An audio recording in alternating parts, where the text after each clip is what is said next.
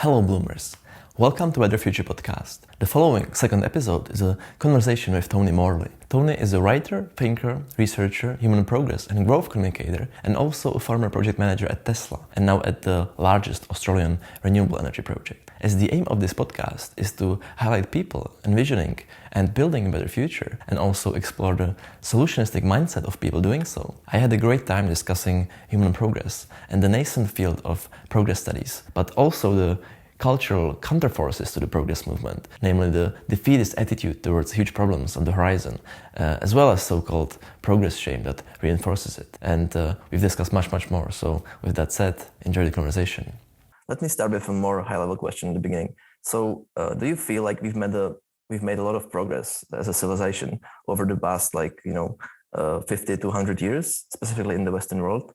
And if you had to pick one, which is like one measure that would be the one that you would point to as one of the most important or indicative measures of progress, in your opinion, like what would it be? Yeah, I think it's pretty indisputable that we've made fairly substantial progress over the last few hundred years, even over the last sort of few dozen years, or even the last few decades.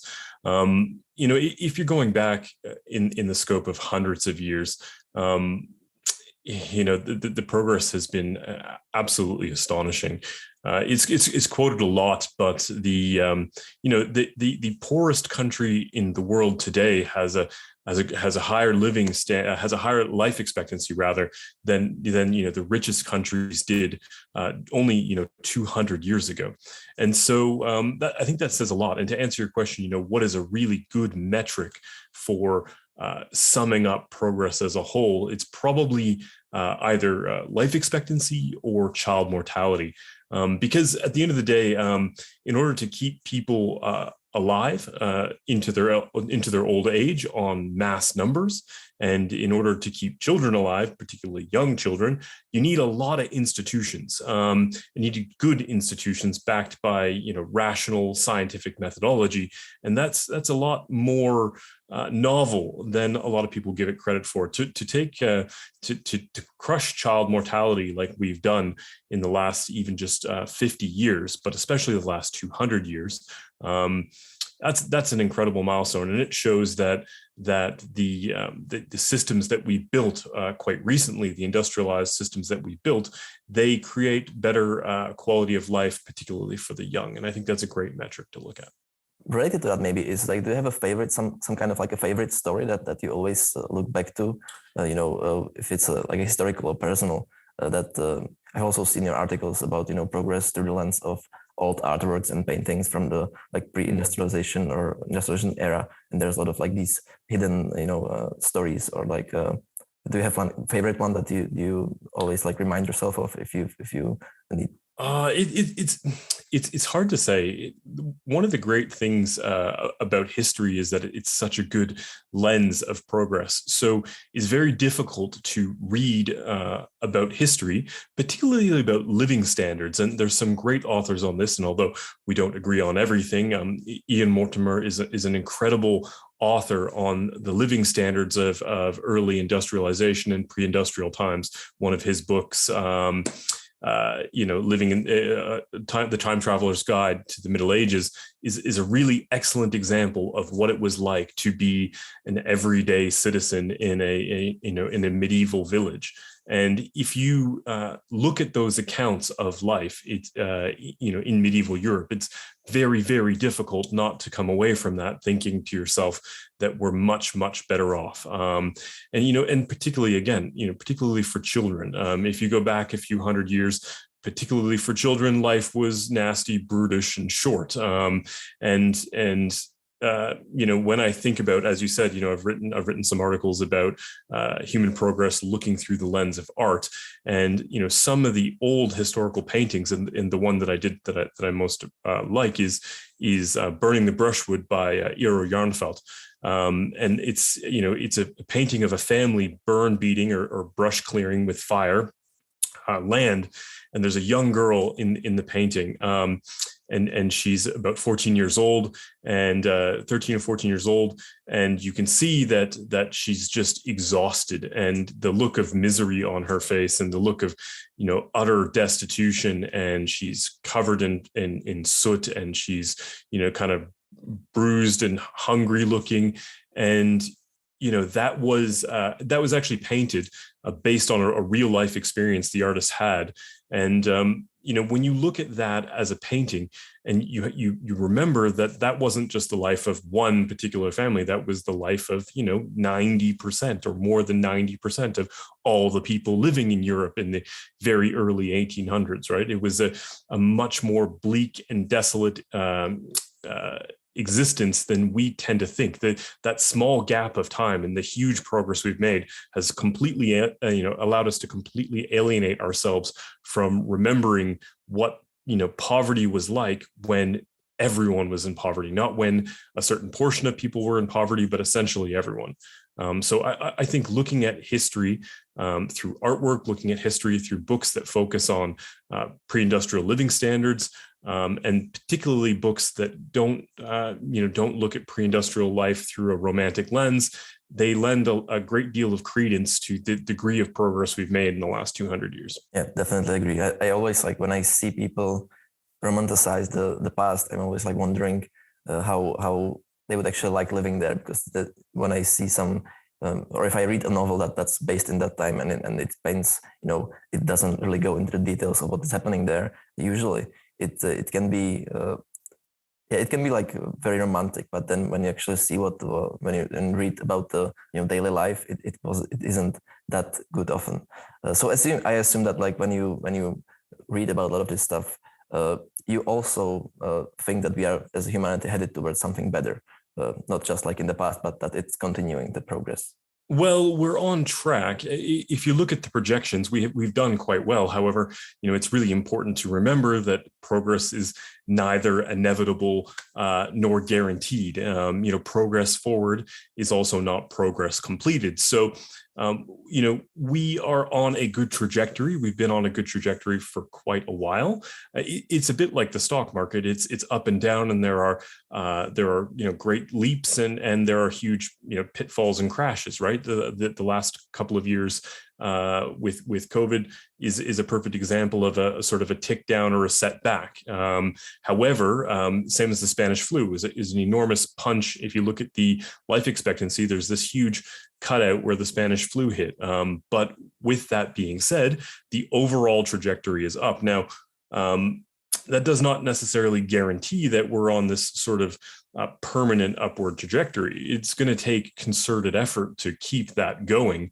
And I think that, that's one of the big cultural challenges is, how do we both appreciate the progress that we've made thus far while being kind of respectful of the fact that if we don't take some action to continue that cultural mindset towards a better civilization and a better life, we could fall into a trap where we move backwards, or we tolerate downticks as just a part of the norm rather than a departure from the progress that we've made thus far. Definitely, I see that it's kind of it seems to be a problem that to take those two ideas and have them in mind and try to somehow figure out that not kind of attack the progress that have been made, because I see that quite often right now, and there's this debate whether we actually have made the progress and whether we are headed somewhere better, which is maybe more understandable, I guess. But what do you think about this whole debate? There's people arguing that the progress or downplaying it a lot, particularly through the lens of criticism of capitalism, and they are often talking about using that when we are using metrics like GDP for measuring the progress, that it's kind of uncoupled from the reality of the day-to-day person and average person, and that it's kind of economical rose glasses that we are putting on ourselves and seeing that it's getting better, but maybe not for everybody. So what do you think about this whole debate? It's definitely getting better for everybody. That's absolutely unquestionable. There are differentiations in the rate at which it's getting better for everyone. Certain groups, certain countries, certain regions are things are improving, or you're seeing progress at a much faster rate than other regions.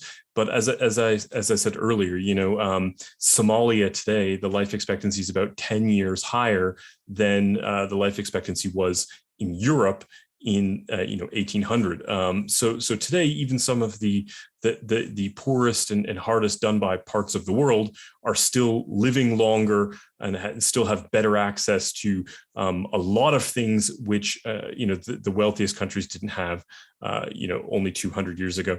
With that being said, I mean, we're also frequently moving the goalposts on what we consider to be acceptable, what we consider to be the benchmark or the bottom limit line for what is progress. And with each passing decade, we more and more do we no longer tolerate things which were accepted only decades ago, right? So a lot of progress is maybe not as appreciated because it's quite difficult to see it when it's right in front of your face.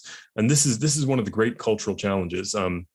Is kind of recognizing what is progress, and also recognizing how substantial it is. I take the cell phone, mobile phone as a perfect example. I've seen a lot of people say, hey, the development of a new mobile phone or new software like Android, it's kind of superficial progress. It's not real core progress, but that's absolutely not true.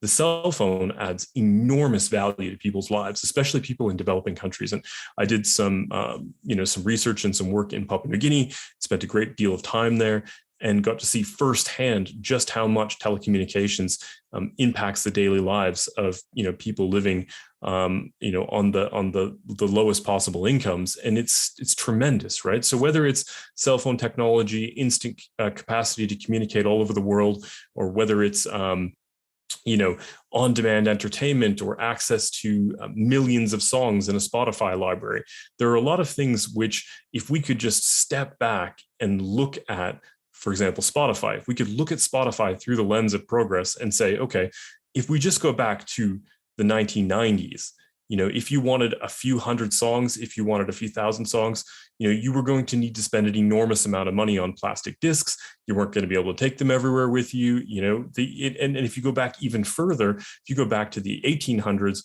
or the 1500s, music was essentially the prerogative of the wealthy and powerful. No one had time in the 1300s to learn an instrument or to gather around and play music. It was just not as common. Today, you can have access to millions of songs anytime you want them, anywhere in the world, for very, very little money, essentially next to nothing. I think there have been some other non-obvious maybe things that you can derive from, for example, smartphones.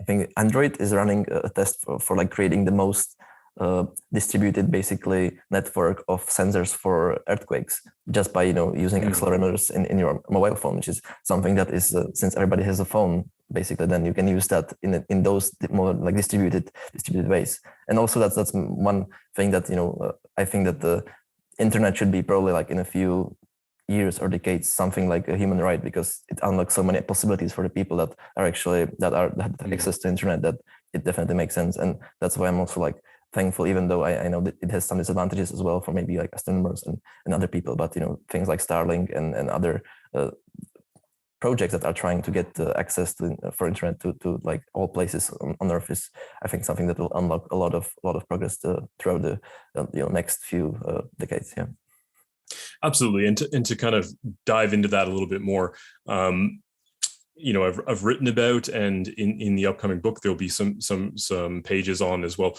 about undersea fiber optic cables and the great transformative capacity that these have provided for civilization. So whether it's improving our undersea links, or whether it's getting a satellite constellation up and running and getting global coverage, blanketing the Earth in high-speed internet, it's going to be absolutely transformative. And in the same right that smartphones are transformative today, average Westerners or average people in highly developed countries, they're carrying around, literal supercomputers in their pocket with the capacity to tap into, instantaneous data, instantaneous news and communications, the ability to trade. Most people would not give up their cell phone for $1 million. I certainly wouldn't. I would not give up my cell phone for $2 million. I don't know. I don't know what the number would be, but it would be a lot, because all of my work, literally all of my transactions, everything I do on a daily basis is tied to that one piece of hardware. And we're at the top of the S curve, probably, or near the top of the S curve for how much better smartphones need to get. They probably don't need to get dramatically better in order to maintain their level of usability into the future. But what's going to be transformative, where we're at the bottom of the S curve, is diffusion of high performance smartphones and high performance network access to the developing world. There's a whole bunch of people in Africa who we're going to put online with high speed data and with mobile hardware, and they're going to do a lot of great stuff. Yeah, I'm definitely looking forward to that. And if we take it a little bit back, there's as we discussed, discussion whether we actually made the progress or not. There's like a similar discussion with regards to climate change and fossil fuels use, and especially with respect to the recent IPCC reports and basically, I guess, doom and gloomy way it is presented in the mainstream media, that quite often is, at least. I remember, I think on some other different podcasts, you're describing it with a pretty interesting analogy, like the geological trust fund. Can you talk a bit about that? Like, what is it, and why do you think it's helpful to think about it that way? Well, I spent more than 10 years of my life in the oil and gas industry, working in 14 countries on 3 continents, and including long duration stays in Saudi Arabia and in working in Kuwait and in Iraq and around that area. And it's been an incredible experience. I have a really enormous love for hydrocarbons. I essentially grew up on oil rigs, and it's something I'm really passionate about. Hydrocarbons and hydrocarbon geology. It's just, people think that it is the worst thing that's ever happened to civilization, but nothing could be further from the truth. It is absolutely the very best thing that could have ever happened to humanity. Getting this, as I said, geological trust fund, getting this solar, basically it's a solar battery, right? It's phytoplankton converts sunlight into a storable biomass, which gets compressed and cooked, and it basically creates a hydrocarbon battery. That's all oil reservoirs are. They're hydrocarbon batteries of chemical energy, and what it allowed us to do was basically more or less borrow free energy or take free energy out of the geological trust fund, and then use it to do the work of animals and humans, and to give us huge injections of essentially very, very inexpensive energy. And that changed everything. Without that, we'd be hunter-gatherers. There is no future and no plausible scenario in which we didn't go through the hydrocarbon age. There's no way to jump from agricultural pre-industrial civilization to solar panels and wind turbines and nuclear reactors. It's just literally not possible. So without that massive injection of energy, we'd be right where we were 10,000 years ago. And so I deeply resent people saying that hydrocarbons were some sort of grand mistake. We needed to go through that phase. It doesn't necessarily mean we need to continue going through that phase, and we certainly can't do it forever, because the size of the trust fund is not infinite. Sooner or later, if you're a far enough long-termist, even if you didn't care about the climate one single iota, there's no hydrocarbon future in 9047, right? At the very least, we'll have used those hydrocarbons for chemical feedstock. So So with that being said, we absolutely need to transition.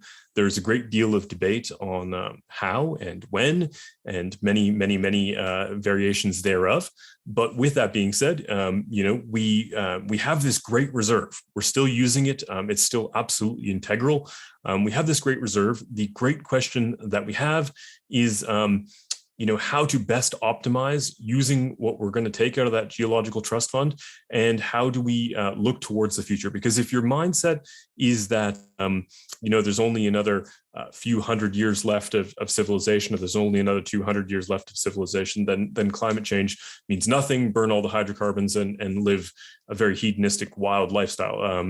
Go for maximum growth and no dramas at all. But if you're thinking about, there being a human civilization in 3,000 years, then we're going to need energy solutions that are probably what we would call renewable. And one last point to touch on there. So, the fatalism of climate change, the other huge problem with doom-mongering about climate change, and I'm certainly this is not a speciality of my field, but if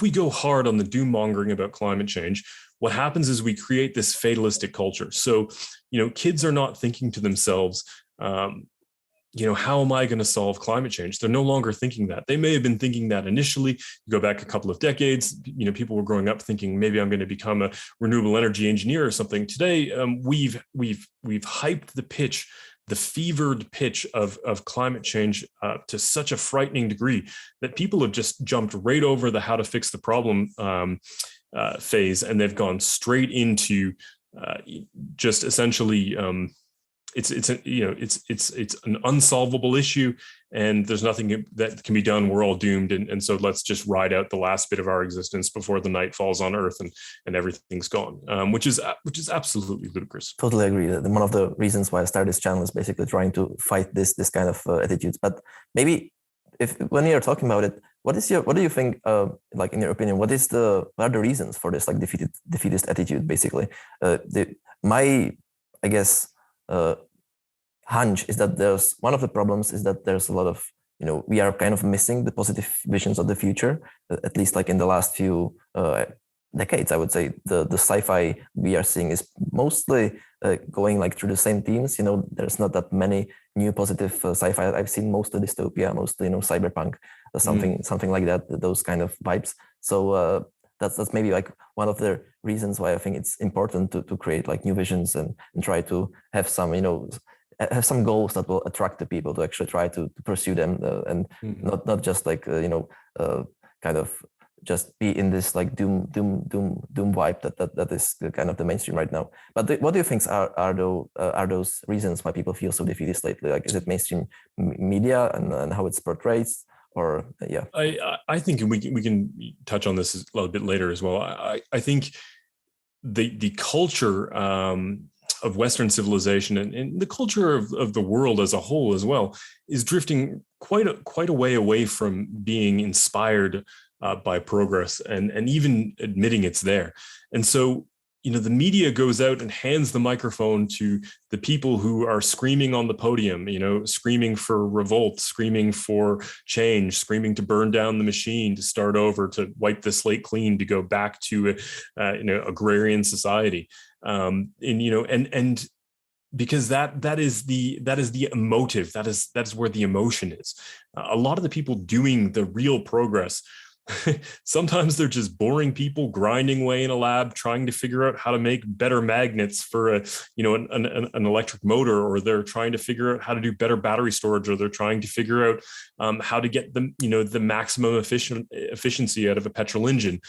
People who are doing progress are not always as emotive and as dramatic as those who are up on the podium screaming that the end is near. And those people screaming the end is near make the very best headlines, and they grab and captivate the attention.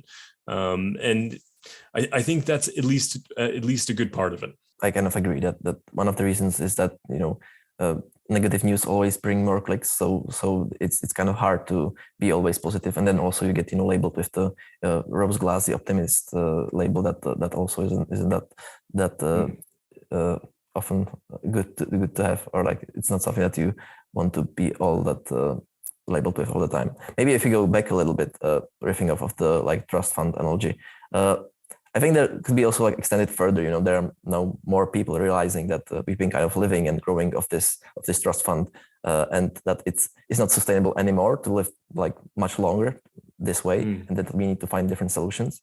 And one of the solutions that I see also is getting some traction in different communities is basically the degrowth movement.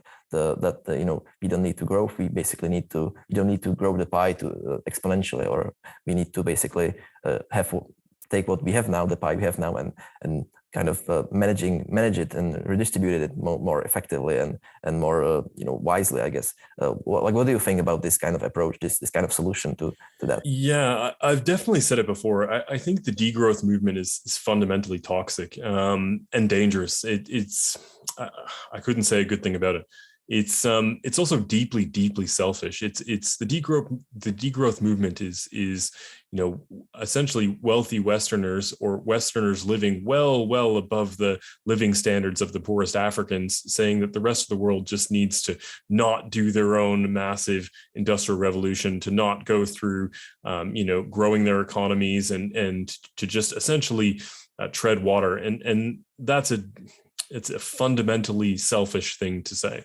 The degrowth movement is one of those dangerous cultural movements that is, as you said, is gaining traction, and that's and the human progress movement, I think, stands in a lot of ways in opposition to the degrowth movement, and it provides an alternative way of looking at the progress we've made, the value that it's added, and how sort of human progress principles can such as free market capitalism, globalization, trade, effective communications, sharing of science and technology. These are things which can keep that growth going, at least for a while. People ask a lot of things, how long is growth sustainable for? What are we going to do in 2780 or 3940? The problems that we have are substantial enough, and our track records for forecasting the future are poor enough that we should probably just really focus on what we're going to do for the next 200 years. Like, that's as far as forward as we're possibly going to get to look. And that's probably even quite a long time, because at least the progress during the last few decades, or at least the last one was so fast that it's hard to predict anything more than a few decades maybe. But I guess like with this kind of worldview, you must be running into this argument, that you see this world and progress with like a bit too rosy glasses, I guess, and that you're too optimistic, maybe similar to maybe like Steven Pinker or others who are kind of the proponents of human progress. Like, what's your reply to this, like, criticism that you're being too naively optimistic, and that basically, if you know Nassim Taleb, he has this like analogy of being a turkey, and then the Black Swan event is the Thanksgiving, basically. Like, how do you reply to this? It's a challenging one. I think the crux of the problem is that people misunderstand what a human progress proponent is, and what the human progress thesis or the human progress movement is all about. The human progress movement gets blamed for being a panacea. It gets blamed for being this sort of rich capitalist, fat cat that just wants to make everyone who's already rich richer, and at the cost of the environment, or the cost of other people. And I think that's absolutely couldn't be further from the truth. People who are really passionate about human progress are passionate about making the world a better place for everyone, and making the world as good a place for Africans and people in Southeast Asia and people in Bangladesh as they are for people in Sweden and Canada, Australia, United States. And it's really important to understand that the human progress movement is about looking at what has happened historically, both the general history of things, as well as the systems and institutions that have been that have contributed to progress, and then asking ourselves, how those forces are at play today, how they could be at play in the future. So fundamentally, progress proponents want to study the past, look at how far we've come, and then find effective ways for pushing civilization further to that next level, and getting everyone up to speed. It's not a message of progress completed at all. Anyone who really understands the human progress thesis will tell you progress forward is not progress completed, and we still have an enormous amount of work to do. You can fill books and thousands of web pages with all the problems there are, and that's what people mostly do online. Human progress stands in opposition and says, look, here are a lot of things that are going right. Here are a lot of things that have gone right over the last few hundred years. Let's do some more of this to keep things going right, if that makes sense. I think we're touching on something that kind of is related to this, the concept of progress shame. But maybe I'll read a brief quote of you from an article that you read, and I think that sums it up pretty well. So, we are living through the healthiest, wealthiest, best educated, and most abundant time in the history of human civilization. No age has seen more humans experience a higher standard of material, physical, and mental well-being than the one in which we are now living. In that statement, if that statement strikes you as counterintuitive, uncomfortable, or even offensive, then we are not alone. Many people dispute or outright reject this positive indication of global progress, expressing like vivid skepticism or wholesale rejection and even hostility to this news, saying that it is insensitive or even insulting to acknowledge the astonishing achievements of human progress and growth. I kind of feel this sense of progress shame often, I guess, because when you think about it and you see people even in your that are close to you maybe struggle and that are not doing that well, and then you are trying to preach about we are doing well and how everything is improving. Basically, if you could look at the aggregate numbers, it's kind of hard to have those two ideas and be mindful and kind of like use them well, I guess. But where do you think this rejection and hostility, this like progress shame is coming from? Do you have like any insight into that, or like idea about how that comes? Well, I think people are sensitive that when they are doing well and they see others suffering, there is a tension there. And this is where human progress gets blamed for being a panacea. It's certainly not a case of saying that all the things are fixed, or that all the things are well and everything is good and perfect. That's certainly not the case at all. As you say in the article that I had written there, people find it offensive when you say that things are improving if it's not improving for them personally. And this is the great challenge, right? It is very difficult, nigh on impossible, to tell a mother who has just lost a child in the hospital after she's birthed it that don't be too upset because child mortality is the lowest it's ever been. That really doesn't matter to a mother who's just lost a child. Being a human progress proponent and it means that you have to spend a lot of time looking at civilization and looking at the dynamics and statistics and metrics of the world from quite a far back distance. You're looking at, for example, malaria. Having malaria deaths, or reducing child mortality dramatically. You're still having to conclude at the end of the day that tens of thousands of people are dying every year from malaria, or thousands of children are undernourished. That figure may have dropped by a factor of 10, but which is a great cause for celebration. But the 1/10 that's left over is still a great cause for deep sadness, and so we're kind of in a juxtaposition of feeling both incredibly uplifted by the progress we've made, whilst still feeling absolutely awful for the problems that remain. And I think that's what motivates a lot of people in the human progress movement or the effective altruism movement to be passionate about getting out there and trying to do something to make the world a better place. I often quote myself saying, the world can be a much better place, and it's your job or my job, depending on the quote, it's your job to do something about it. So there is certainly a forced culture of progress shaming. It was very prevalent at the start of the pandemic. The human progress movement almost went offline at the start of the pandemic. I had a lot of media outlets and places that publish articles essentially write me back and say, hey, look, this is absolutely not at all the time to be talking about anything that's not awful. But you know what?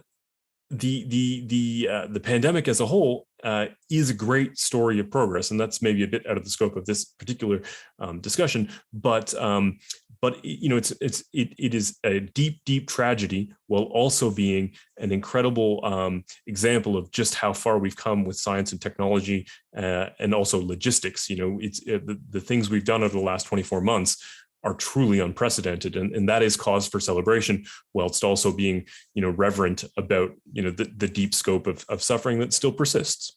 Yeah, I also see the silver linings there, but it's really hard to, especially with the barrage of the negative news and with the relevance and actuality of those events actually happening at your place and during your basically in your nearby, that it's really hard to push more forward. But I like the idea or the idea of progress shame, because I kind of feel that it's something that is really deep inside. It's like a deep mechanism that is that has a lot of different results, and of the results, it's also, I think you quoted that sometime, that there's like 50% of children today, when they were asked in some surveys, say that they don't really see like a positive future for themselves, which is quite a lot. That's half of every young person that could be out there and like thinking, there's a lot of problems, but we should solve them, and we can solve them, and I'm trying to, and I will try to solve them myself, basically. But then if you have this attitude, or like if you get past basically by the society this attitude that it's basically bad, and we have last 100 years before an apocalypse, basically, that it's really tough to do, actually, to break through the societal veil. And I think even like some Altman recently tweeted about that he's talking with a lot of young smart people, basically one of the smartest maybe in the whole society of the young people, and then even they have this really like deep ingrained feeling that it's really bad, and of course it can be bad, but that there's nothing we can do about it, and that's the way more horrible thing, that actually this like defeatist attitude overall. Well, there's a couple of points to touch on there, and a bit to unpack. So, one of the disadvantages of having a world blanketed with high speed internet and people, all people having access to some sort of phone, is that it's very easy to communicate news, and humans are quite literally biologically hardwired to prefer negative news and negative stories and negative images over positive. And so we're hardwired not so much for being receptive to optimism and human progress, but we're hardwired for precisely the opposite. And when it comes to children, if you just go back 3 decades or 4 decades, children did not have access to media in the same, to the same degree, or the same capacity, anything like what they do now. And so at a very early age, they're getting bombarded by what the mainstream media provides best, which is what people ask for most, which is everything that's wrong in the world. And so the children get that as a byproduct, and then they grow up in this with this mindset that the world is falling apart. They shouldn't have kids. Maybe why go through all the exorbitant effort to grow up to be an engineer, or go through 8+ years to grow up to be a doctor, when is the earth even going to be habitable in 8 years? Depending on which media outlets you follow, the answer to that might be no. And so kids are in this precarious position where they're thinking to themselves, maybe I just throw in the towel on this whole civilization thing. And that is a great, enormous problem. People often ask me, what do you think is the greatest problem? What do you think is the greatest existential risk? Is it AI? Is it pandemic? Is it an asteroid impact? Is it nuclear warfare? I think one of the greatest existential risks is a culture that's ready to throw in the towel on civilization. And when you're ready to throw in the towel on civilization, you're much easier to be. It's much easier to walk you into war, into economic collapse, into unrestrained climate disaster. You'll just throw up your arms and say, "Well, it's been good. It's been good while it's lasted, and this is just the natural course of things," right? Rather than looking at the case for optimism and saying, "Hey, I'm going to put in those 8+ years to become a doctor, or I'm going to put in those 8+ years to become, a very talented engineer. And I'm going to go out there and change the world because, there's going to be a good future for people. And I'm going to be part of the group of people who makes that happen." And that is a big shift. It's basically what I get out of bed to do in the morning. And I think that's another reason why, having some positive visions or like long-term visions that are more like optimistic or positive is really important, because it can serve like as a kind of like attractor, that brings that you can see that, and suddenly you have something to strive for, and you kind of know where you're going, even though you might not know like how you will get there. You will at least try to walk the steps, since you have some like end goal, that you see might actually be quite good. On that topic, do you know about or like have you heard about Solarpunk and basically like the movement, which I think there's a lot of, it's a kind of complex subculture with a lot of different I guess groups, but at least it seems that they are trying to create this like new genre of I guess new genre of that is kind of contra to cyberpunk, which is more dystopic. So this one will be like more utopic maybe. What do you think about that? Do you vibe with it, or what's your opinion? Well, yeah, to be honest, I'm not well versed with that, but I will say that dreams and sort of prophecy of utopia can be quite dangerous in and of itself, because if we are striving for utopia, we're going to miss what needs to be done now. And the kind of when you ask average people to imagine what is utopia, they 99.9% of the time imagine something that's just completely out of line with what humanity has in store for the next 100-200 years. In the very same way that if you ask people in the 1800s to describe civilization today, they were way off, right? And so I tend not to dabble in the prophecy or the commentary on utopian futures. I kind of agree with that, because one of the problems that I have with those visions is that a lot of them are utopic and utopian, and I much rather. But it's a difficult thing, because you want to have something to strive for, but on the other hand, the concept of pertopia, when you are trying to get 1% better every day and create a better future, basically step by step, and seeing while seeing that you might get somewhere near where you want to with the utopia vision, but probably not, and therefore you just try to improve step by step is much more something that I kind of like and vibe with. But yeah, like when we are talking about this all, I think from the conversation, it's pretty obvious that they think it's important to talk about progress, and we can talk about why, or not why, but how you are trying to do that, apart from publicly advocating, like we are doing right now on this podcast. I think we've met through the Lumen progress community on Facebook, on the group. Can you talk a bit about like why did you start it, what led you to it, and what's the goal of that? Yeah, Lumen Progress was a Facebook group idea that launched almost exactly a year ago. It'll be a year on November the 6th, and it was for me an experiment in trying to see mostly not so much whether or not there was a receptive audience, but whether or not you could populate a group with examples of progress and optimistic news that that was organic and fresh and new every day.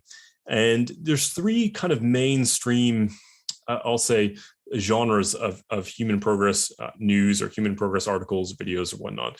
There's looking at things, or three or four. There's looking at things that have happened historically. So, and a lot of that is often awful, horrible things, right? Looking at famines, looking at shortages, looking at pandemics, and things that went extremely wrong, and usually went wrong regularly. And we can learn a lot from that, because if you look at that and then look at your life today, you're going to see that you're astonishingly well off. And then there's looking at things that are going right today, like examples of progress, live progress happening right now, or what I sometimes call applied progress. People who are out there making the Dreamliner, making it the most efficient aircraft in the world, or looking at fringe future progress discussion points, things that are on the horizon. They're not dramatically impacting human civilization now, but they're potentially major game changers for progress. And then there's, of course, the sort of feel-good news, things that are great and uplifting, but they're happening on a very small scale. Something that happens in one particular city, that sort of thing. And so I got to thinking, I've seen a lot of other progress communities, and a lot of the proponents of progress are sort of writing, a handful of articles a year, and their sites or groups are sort of recirculating the same thing. So I asked myself, how many articles, how many optimistic, good posts could there be in a year? Is it one a day? It's 300 or 400. Is it 2 a day? Is it, it turns out it's a lot. I mean, that group, I personally have posted over 1,400 articles, videos, points of human progress in less than 12 months. Sometimes it's 11 posts a day. There is a ton of amazing stuff out there. And some of it is coming out of similarly minded people, like the team at Freethink, which is an absolutely incredible website. And they bring a lot of that future progress and a lot of that new and up and coming progress on the horizon to essentially to the market for people to consume. And that's a brilliant thing. So Lumen Progress was this thought experiment. Can we find, in the midst of the greatest pandemic in 100 years, can we find great stories of human progress, and can we do it every single day? And the answer is yes, we absolutely can. And in fact, we can often do it 10 times a day without ever repeating or almost ever repeating an article, which is absolutely incredible. That's amazing, and it's really one of the rituals that I have is that when I try even like scrolling, I try to have my feed populated with things that are actually like improving my life and not the other way. And so it's really good to see more people and especially like active people posting things that are important. And so you and your community basically are part of this subculture that is maybe still on the forming a bit. It's just called progress studies. For those like who don't know about it or haven't heard about it, can you like describe what the progress studies is about actually? Well, the human progress movement and progress studies are sort of synonymous, and I tend to often shy away from progress studies because as a term, because I think it makes it sound like you can only be part of that community if you're studying progress. But with that being said, it's kind of a movement that looks to study how we got here and which systems, institutions, sciences, technologies, which modes of being have given us the greatest amount of progress in the hope of leveraging those particular aspects of civilization to keep that progress going. And so if we study progress, we stand a very good chance of being able to take what we've learned from our studies and apply that to make the world a better place. And so the progress studies community is fairly small. The human progress community, if you will. There's maybe there's maybe a dozen titans of progress, really big thinkers or people who are extremely in the public eye. People like Johann Norberg, the late Hans Rosling, who's now Anna and Ola Rosling from Factfulness and Gapminder. Bill Gates, Patrick Collison, Tyler Cohen, just to name a few, Andrew McAfee, Marian Tupy, and so these people are really prominent people out there doing progress, all day, every day in a lot of ways, and then there's perhaps maybe a few hundred people who are sort of really passionate about progress, and maybe 50 to 100 people like myself who are who it's not their full-time job, but it's their it's a real passion for them, and it's not so much that the culture never existed or the movement never existed. I think it's just been sort of in hibernation or laying low, and it's starting to gain a bit of momentum over just the last 10 years. I've only been doing human progress in a really meaningful way for about 6 years. And so I think we're going to see a lot more. We're not at all at the top of the S curve on what can be done in the space of progress studies or human progress communications. We're probably, honestly, and I've said it many times before in forums and in discussions, we're at the bottom of the S curve for what can be done.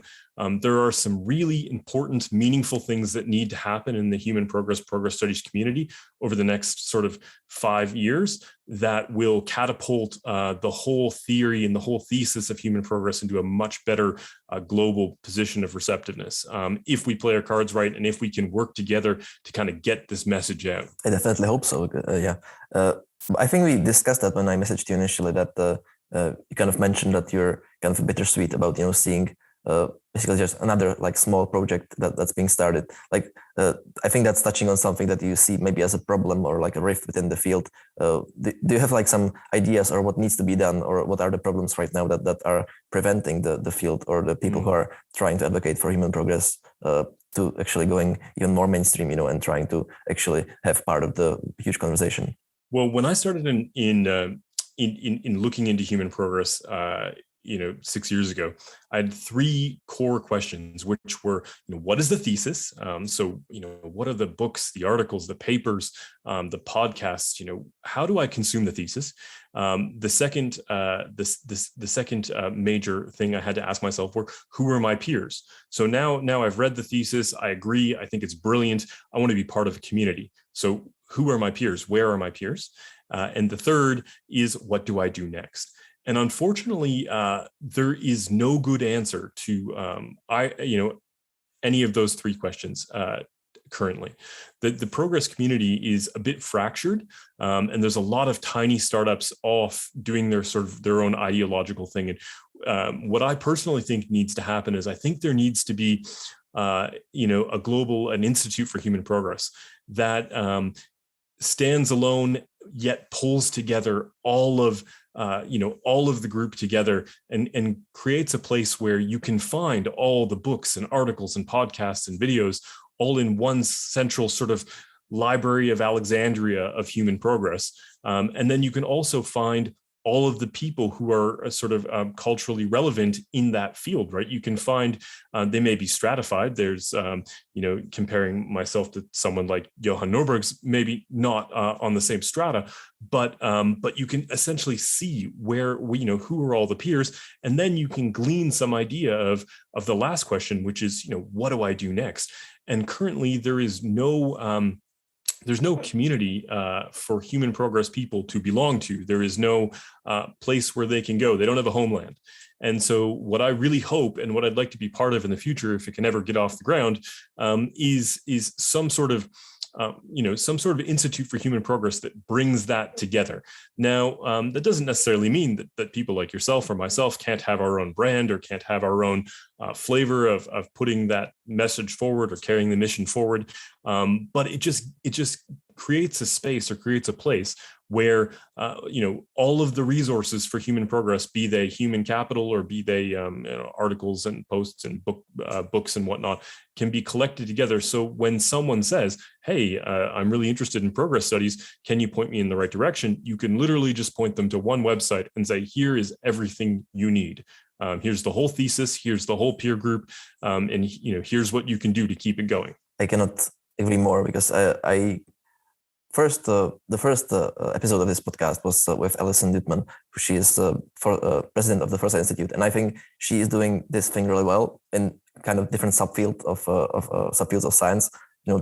she's trying to bring together, or they are trying to bring together a lot of like the high, the most popular or the most prominent people in the fields, and actually try to cooperate or have them, share insights, and so everybody is on the same page where the field is. And I think it has made a lot of interesting like progress by itself, by just like having the people together and having some shared space. So they'll definitely see that as an important thing that should happen. I think recently you mentioned a lot of good authors and books so far. So we can talk about your other endeavor, which is you're writing a book. So can you talk about what is it about and why did you want to create it? Yeah, so I was inspired a couple of years back to look at what options were available for creating a kid's book. So I've got 3 kids. They are 6, Thea's 6, Odin's 4, and Arkan's 2. And when I wanted to tell them the story of human progress, there was no book for them. The closest book was a book called Life in the Stone Age by Osborne Books, which is still a lovely, really fun book. It's still great. It's a great board book, and you pop it open and it's awesome. However, if you look at this book and if you look at hunting and gathering life as portrayed in this book, it just looks like a great camping adventure, right? People are fighting off bears and like big smiles on their face. And it just looks like pre-industrial life was this sort of utopia in and of itself. And the kids come away from it going like, oh, that's amazing. We should go live in the Stone Age. So I looked around, I got to thinking about it, and I looked around and I realized that, it wasn't just that a human progress book for kids hadn't been written. Nothing like it had ever been written or illustrated ever. And I thought that was a remarkable niche. And it's been an absolutely enormous uphill battle. What I thought was going to cost $10,000 and take 6 months is going to cost $100,000 and take 2 years. And so it's been a very steep learning curve. But what we're trying to set out to do is basically to tell 100 stories of human progress on 100 different pages with beautiful illustrations attached to each page. And on one side, we might talk about something like undersea cables. We might talk about child mortality. We might talk about nitrogen, synthetic nitrogen fertilizer, artificial rubber, or natural gas, or the massive uptick in people getting access to clean water. So every page is going to tell an abridged story, and admittedly very abridged, because the story, for example, of nitrogen fertilizer is an entire book called The Alchemy of Air. It's an incredible book. How do you condense that into one page? It's an awfully enormous challenge. The book itself is targeted to the sort of 6 to 12 years, and in its format, it was inspired by a book called Goodnight Stories for Rebel Girls, which I thought was really engaging when I read it to my daughter. It's you pop it open, and it's got one full page of text and one beautiful illustration. And what I liked about it was that it was something that parents read to kids. So what's a bit unique about Human Progress for Beginners, which is what the book is called, is that it is not written or formatted in any way to be read by a child. It's 100% formatted, written, and languaged to be read to a child from an adult. This is why it's in a kind of odd age bracket of 6 to 12. It's essentially what a parent who might want to help build that human progress culture might read to their child before going to bed. Read a page. As I said, it's been an enormous uphill battle, both in fundraising and in the logistics of just doing it, and also in the cultural aspects of it. I have yet to meet a publisher who, didn't say this was definitely extremely risky, possibly unprofitable, and maybe culturally insensitive. As we spoke about progress shame, I did receive one rejection from a publisher who flat out said, this is just a completely inappropriate book. It has no place in 2021, and sorry, no thank you.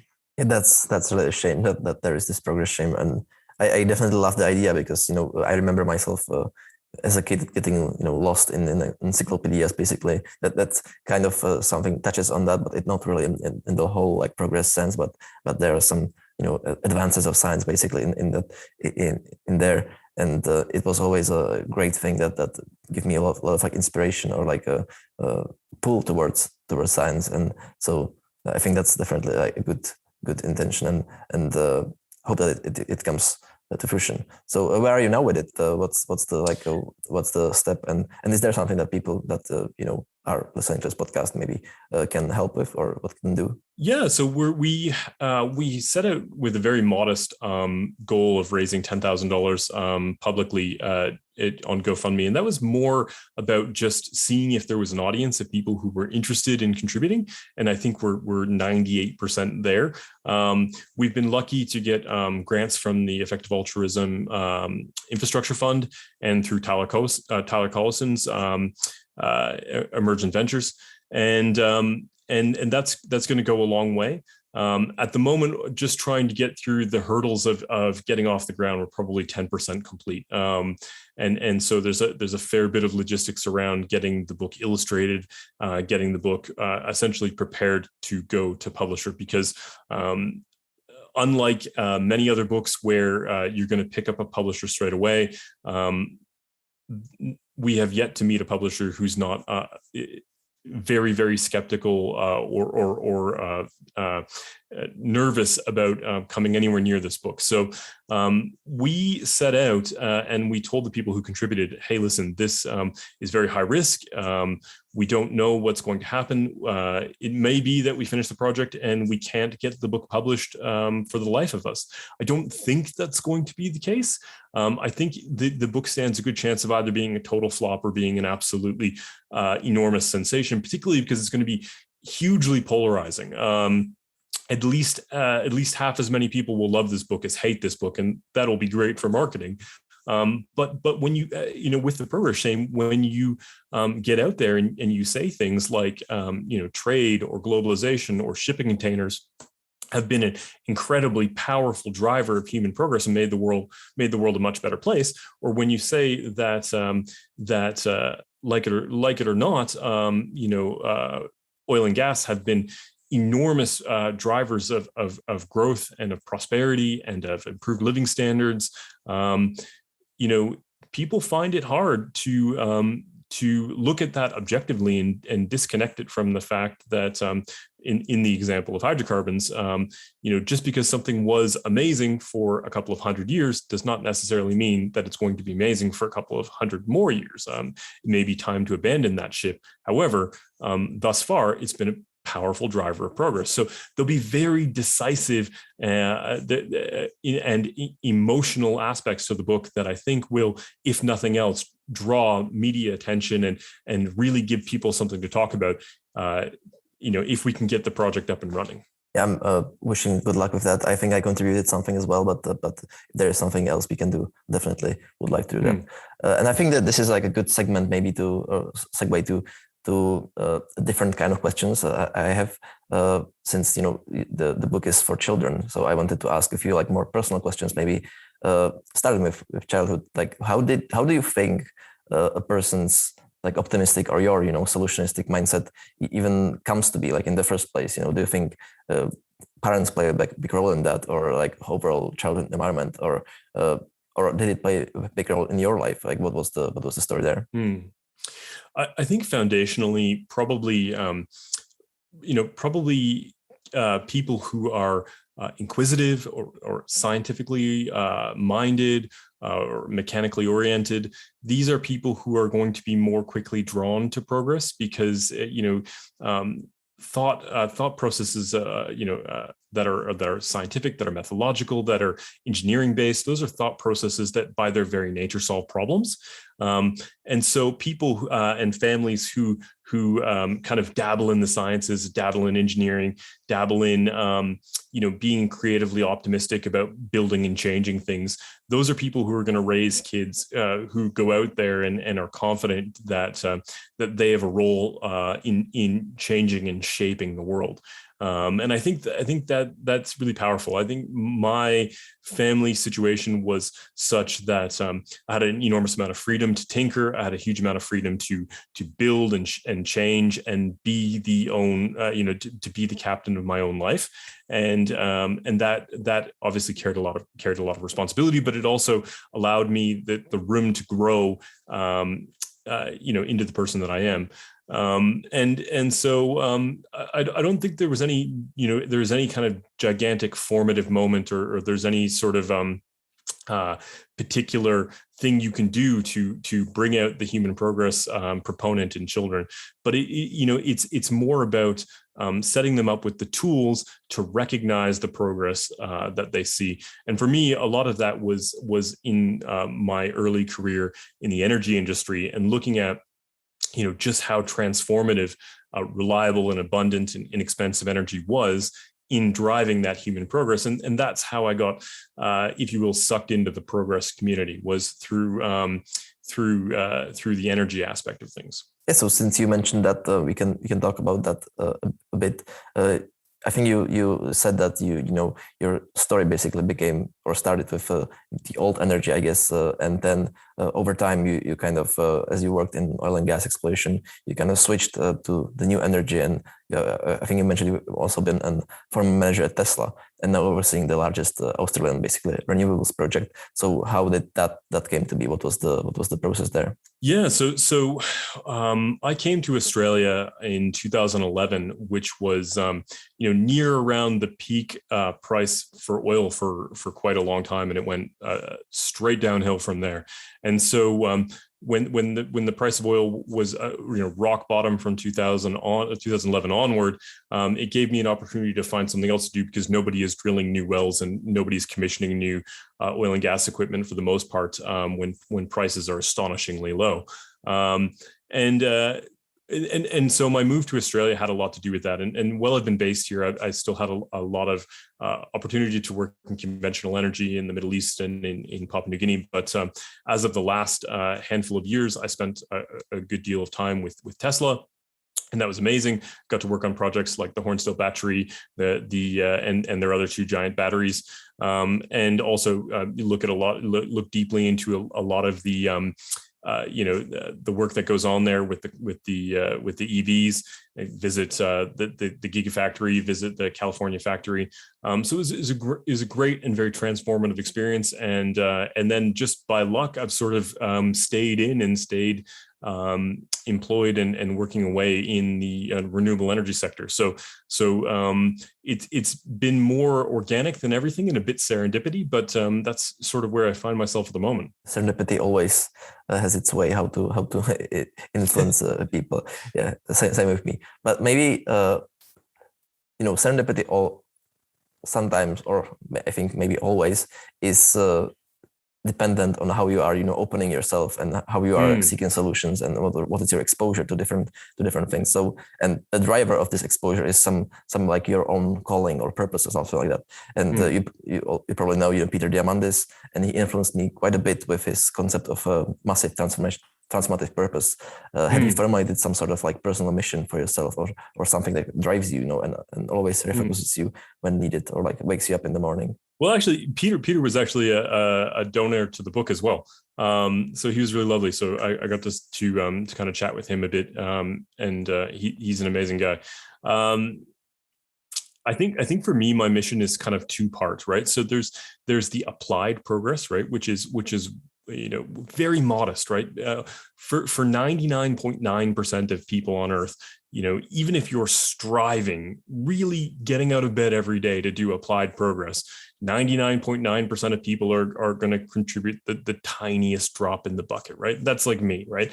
There's very few people out there who are just like titans of applied progress, people making world-changing vaccines, or making enormous breakthroughs in energy, or developing fundamentally groundbreaking scientific technologies, right? Those are a fraction of a fraction of a fraction of a percent. The rest of people like me, get up and try and put 100 more megawatts of energy on the grid, or get up and decide to build a school somewhere, or work as a doctor and a GP, right? So every GP you've ever met is is one little tiny cog in the giant engine of human progress, reducing child mortality, improving health outcomes for people. So there's sort of two callings for me. There's the calling of applied progress, which is very modest. I get up every day and I try to put a little bit of energy on the grid and make the world a better place. And then there's sort of my work in theoretical human progress, which is looking at how to communicate human progress and progress studies to the world. And even more fundamental than that is looking at my particular mission is looking at, how do we, on the back end, how do we encourage human progress proponents and people who are much brighter than myself to work better together and to kind of optimize their available time and energy for maximum collaboration to get the mission across, right? Because the mission for human progress proponents is to convince people that the world has become a much better place, and that the world could, in theory, become a much better place still if we apply the progress studies principles which we've learned over the last few hundred years. And I have a passion for getting those people who are already progress minded to look at innovative and collaborative new ways of putting that message forward. There's some really brilliant thinkers out there in the progress studies space and the progress in the human progress space, and we need to get them as much airtime as possible. It's even funny that I see, at least from the discussions I've had with a few people from this field, or like from people interested in progress, is that they often feel this like two callings, I guess. One, applied, that they want to do something actually, they don't want to just talk, but on the other hand, they also see the need for talking and trying to advocate for it. So it's like you want to do something with your hands and get your hands dirty, but on the other hand, you also want to try to advocate for it because you see that other people probably like need that as well. Well, and I'll say as well that the people who are doing the applied progress are enormously undervalued.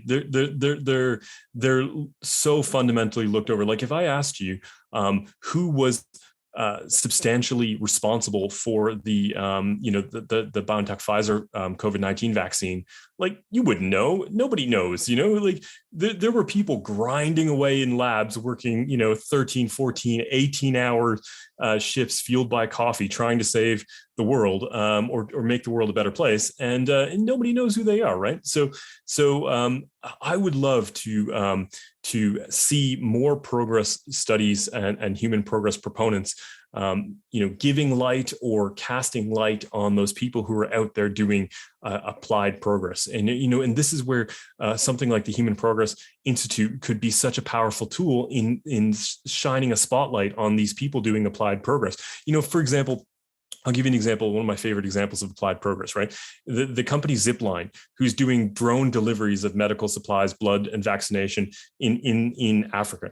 They've gone so far past the theoretical business case of, hey, let's try this out. They're actually now doing profitable, good, useful work on a daily basis. They're launching drones all the time. There'll be drones launched today, there'll be drones launched yesterday, there'll be drones launched tomorrow that are making people's lives better. And they're only in, a couple of countries. There's a huge opportunity for them to expand. Zipline is an incredible story of applied progress that very few people know about. And it's one that I think is absolutely astonishing, but there are so many more great stories of applied progress. And I think the Gates Notes does an excellent little bit called Heroes in the Field. But you could make 100 episodes of that. And I think down the track, there are two great children's books that have also never been written that should be written, and I'd like to write them. And they're inspired by Alexander Hammond's Heroes of Progress, where he looked at he did a series where he looked at people who've substantially contributed to progress. And I think there's an excellent book to be written of historical heroes of progress. So think of everyone from the dawn of time up to the year 2000 or something, and then modern heroes of progress. So just everyone in the last 21 years who has substantially contributed to human progress, and there are a lot of hidden or neglected heroes in need of an award or a human progress award or some sort of recognition for their applied progress. Each one of them could be a book of its own, but it definitely makes sense to create some sort of like encyclopedia again of those people, because I definitely see as well that they are heavily underappreciated, and I also try on this podcast to have some more, even people who are building actually an applied progress. So that's definitely something on my mind. Okay, so I think as we are nearing towards the end, I have a few more like long-term future-oriented questions, that maybe a little bit faster. But so I'll start with this one, and I think you even mentioned part of it, but I'll repeat. So, what do you think are the most important problems? Maybe like one external and material, let's say, and the other one more internal and immaterial, which you maybe already touched on, that we're facing right now. And when humanity solves, we'll be able to create some kind of like step change towards a better future.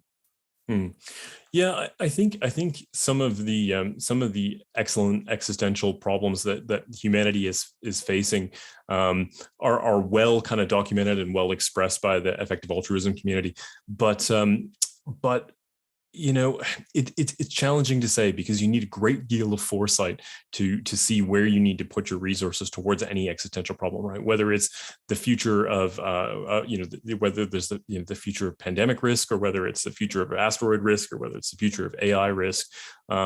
It is beyond the scope of my expertise to greatly say with any good amount of accuracy where that risk substantially is. I think probably global cohesion and global stability is probably an area of substantial risk, because it has the capacity to dramatically impact trade and growth, and the economic engine that's provided so much prosperity. That's a real challenge. And since the end of World War II, I think people have neglected to realize the great global peace, and what that has provided civilization is just like this perfect nest in which to build flourishing, without the risk of there's always the risk, but without the substantial impending risk of global war. So we have challenges ahead of us. A good deal of them, in fact, but culturally, where I'm focused is culturally trying to shape people's opinions to, I guess, to realize that the world can be a much better place, and it's your job to do something about it. So get out there and do something about it, whether it's applied or whether it's theoretical. Whatever particular skills you have are in need, and if you harness them, you can make the world a better place. That's a great message. Definitely agree with that. Maybe the next one question is more related to my field, which I work in, and that's basically longevity and trying to make people live healthier, longer lives. Would you, if you had the chance, would you want to live a longer life if you could, in a good health and young body? And if so, why? What are the drivers? Do you have some maybe like a thing that you would like to witness or experience? Going into space or something like that. Be it like a grandiose event or something more little that you would like to see solved in the future and be part of it. Well, I have a bit of The answer to that question is absolutely. I would live for as long as I absolutely possibly could, unless I suffered some sort of enormous mental strain from the challenge of living, in indefinite life. I would gladly live for thousands of years. And the reason being is I suffer from this great strain of attention, right? So I always say, building your life is like speccing up a character in a video game or some sort of role-playing game where you've got a slider bar and you get to choose. You got 100 points to spend, and you get to choose where to spend them. And unless you're exorbitantly wealthy, you've sort of got to divide your 100 points over a limited number of categories. It's very challenging to be an extremely fit, strong athlete who's also world traveled and cultured and has a PhD and is an incredible businessman and speaks 5 languages and it is also well versed in the art of ancient civilizations. People just don't have the time for that, right? Unfortunately, unless you can use enormous volumes of wealth to sort of contract out some of that, some of your slider bar to other people, right? You're going to have to spend a good deal of time cooking and showering, and then that all takes up points, right? So if you could live a lot longer, healthier life, you could dabble in experimenting with your slider bar so that you could optimize it in different ways, or you could just over time get more points to put to your slider bar, if that makes sense, right? So people, and this is a perfect example of human progress. If you go back a couple of 100 years and you look at the family that Eero Jarnefelt was painting in Burning the Brushwood, and I'll give you a link to include. Their slider bar was incredibly, their series of slider bars was incredibly small, right? They didn't have a bar for optimizing their understanding of cultural art or whatnot. They literally had farming, eating, sleeping, procreating, and trying not to die, right? There wasn't a very diverse slider bar. But now we live much healthier, much longer lived lives. And that gives us this enormous capacity to to specialize and to experience things that just weren't available to our ancestors even just 200 years ago, because we contract out a lot of our duties that would be part of our daily lives. We contract them out to science and technology and abundant and inexpensive energy, right? Nobody has to get up in the morning and go thresh their breakfast. Very few people living in Australia have to get up in the morning and slaughter an animal so that they can eat that day, right? And so that saves time and allows you to use that time invested wisely in other things. If I could live for 1,000 years, I'd have a lot of time to use, hopefully wisely. Amazing.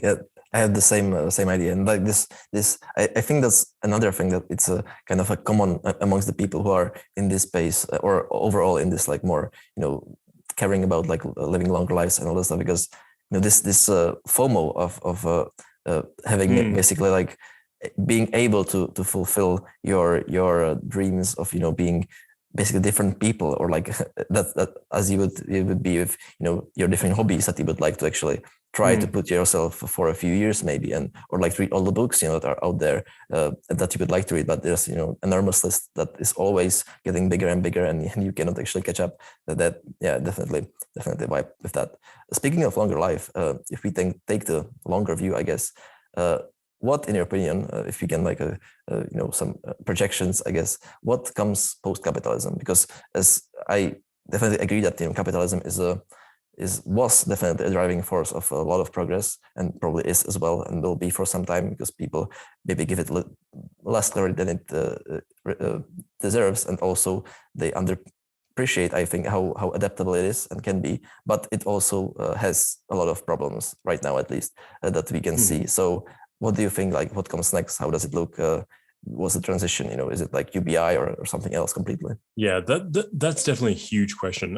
What I will say is there's probably no post-capitalism, because capitalism has been around for tens of thousands of years, because people see capitalism as this sort of modern, massive, money exchange system, when really fundamentally capitalism is just trade for profit. And trade for profit has been around as long as humans have as a species, right? And so there will always be some sort of specialization, and I think there'll always be some sort of system by which I have something that you value more, and you have something that I value more, and we both trade for profit. That's whether there's an introduction of AI or whether we live in a gleaming utopia. I don't think that will fundamentally change. It's such a deeply rooted part of our psychology, and perhaps even our biology as a species. But to get to the root of your question, do we need a UBI? What does the future of capitalism look like? I think that's going to be a really challenging question that we're going to have to take bit by bit for a while. We can say that, for example, if we look at strong AI, what kind of impacts that could have, both positive and negative, on civilization and on on the earnings capacity of people, and whether or not a UBI is required, is just beyond the scope of what we need to do right now. I think we'll cross that bridge closer to when we get there, is my gut feeling, for the time being. But for the foreseeable future, for the next couple hundred years, I don't see capitalism disappearing, or I certainly hope it doesn't. That would be a great tragic loss for humanity. But and that is a risk as well. That, culturally speaking, people are trying to bite the hand that feeds them. They're rejecting the system that's given them the prosperity that they have, and they're vilifying it in a way that is just not grounded in sensible rationale. But anyways, a long story short, I think in the next couple hundred years, probably won't see a great deal of change. Such that it would be unrecognizable from today. Interesting, yeah. But I kind of feel with you in the sense that it's hard to predict, and coming from from a country that's post socialistic, it's kind of I have some sympathies with capitalism, but on the other hand, I also see the compared to socialism, but on the other hand, I also see the problems that it has, and that definitely needs to be some changes. So it's like I think that there will need to be some changes, but on the other hand, I don't think they will be that deep that the whole trade and trading for profit, as you said, will disappear. So I think there are ways how it can be malleable, even though it maybe for a lot of people doesn't seem to be right now. So yeah, that's definitely some projection that we'll see. But since we're there talking about the future, what are the few maybe like unusual presumptions about the future that you have that you think will become true within your lifetime, even maybe like more conservatively 20-30 years in the future, based on which you like operate or behave in the present that other people might not? That's a tough one. Making predictions is always dangerous, but I think one thing that I could probably say is that the future will look very much like the current. When as I said earlier, when people think of utopia, they think of these gleaming white cities of marble and glass that are surrounded by hyperloops, and everyone's wearing pale wave white clothing, and that's just absolute utter nonsense. The future will look, let's use the future 2121, 100 years into the future. It's going to look very, very similar to today, but a lot of the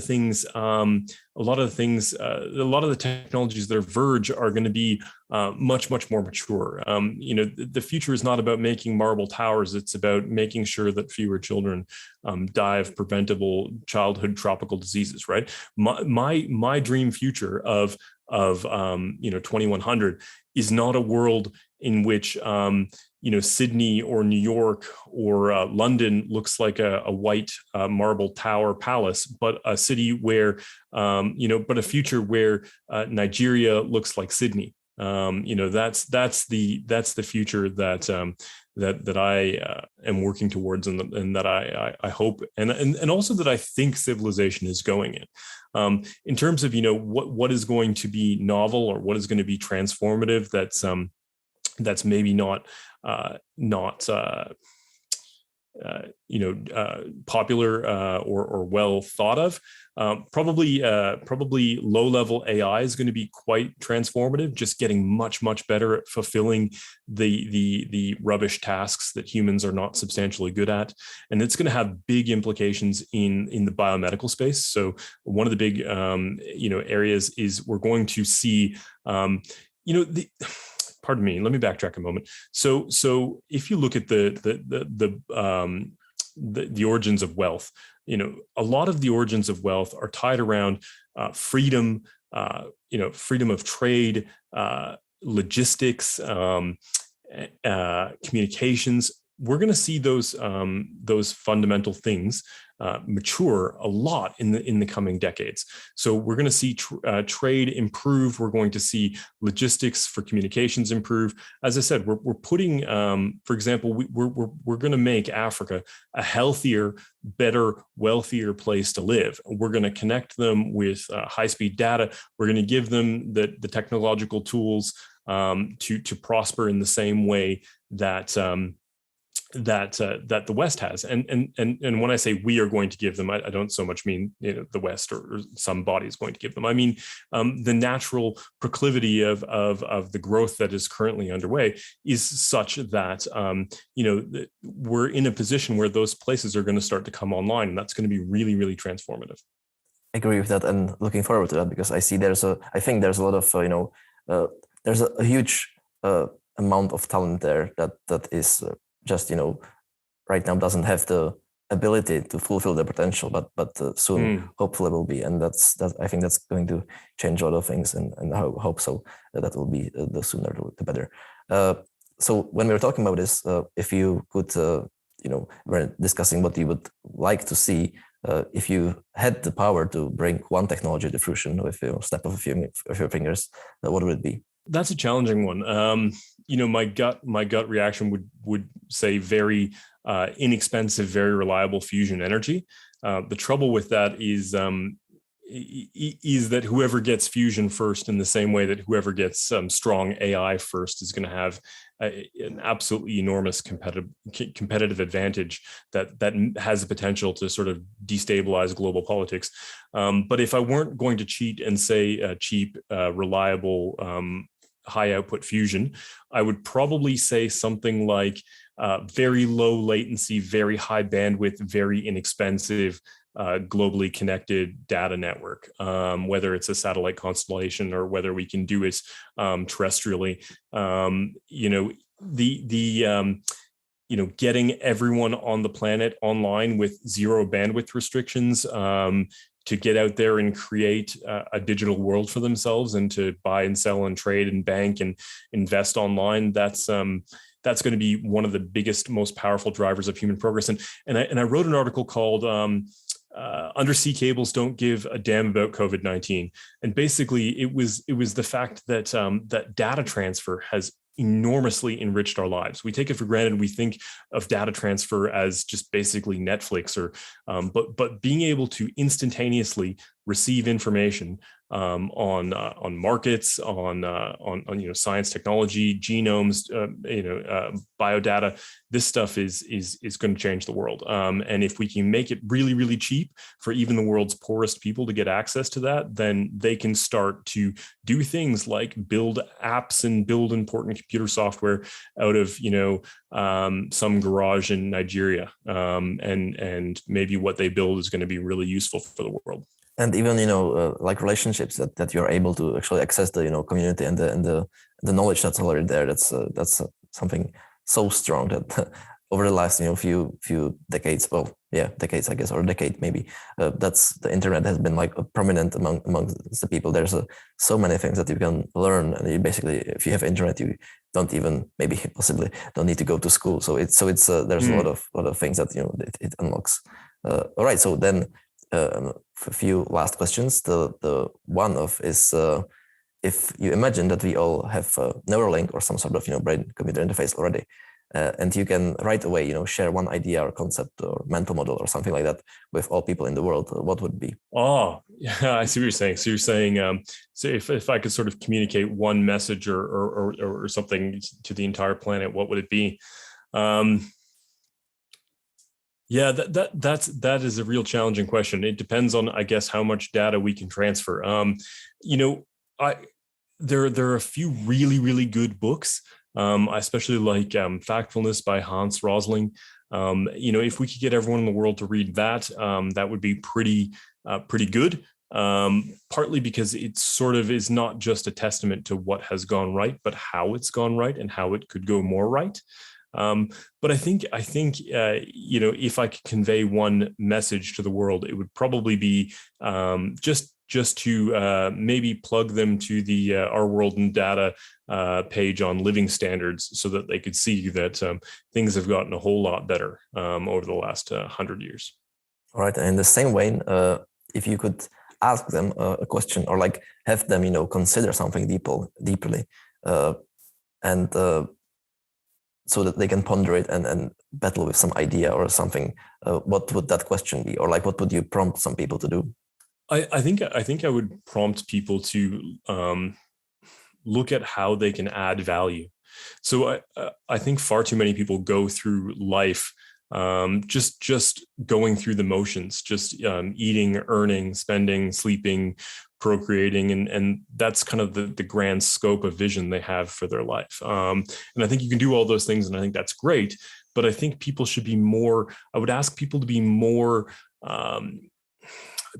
decisive and be more bold in what they they ask of themselves, or what they set as a mission for themselves. You ask the average person, you just grab them off the street. You could go down to Sydney, or you could go down to New York, and you could just start asking people randomly, what is your mission in life? What is your mission in life? What is your vision? What are your principles? What is your mission? Nobody is going to be able to answer that. Maybe 1 in 100, maybe 1 in 100. I would ask more people to ask themselves, what is your mission? It doesn't have to be, utopian. It doesn't have to be overly poetic. Your mission could be to be the world's best rubbish collector and to devise better ways to collect rubbish. And I think that'd be absolutely brilliant. But live life purposefully, get out there with a passion to make the world a better place. If not the whole world, at least for the people who are around you. Basically find your, massive transformative purpose. That's definitely something I can agree with. And I feel that it's something that would help a lot. Okay, the last question is, what is basically your vision of a better future? How do you imagine it? You can be, as descriptive as you want, or combine different ideas, approaches, technologies, whatever you want. But basically, how does your utopia or something like that look like? What is, some of the underlooked or appreciated things that people might not consider?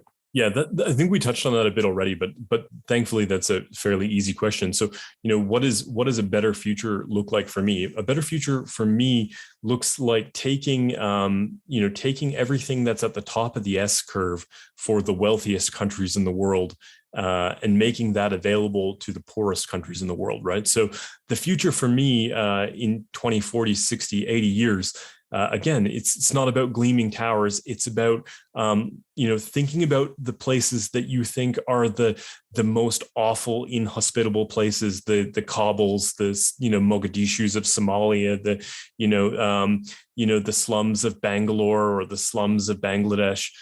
Thinking of those places as beautiful tourist destinations. Imagine in 2057, you saying to your kids that you want to go to the art gallery of Mogadishu, or like just, and it's a prestigious institute, or looking at a future where, child mortality is as low as in places where it's still high. In places when I say high, I mean 4%, 5%, right? That might be global average for child mortality is about 4.5%. But in the best places in the world, in Sweden and Australia, it's a fraction of a percent, 0.2% or something like that.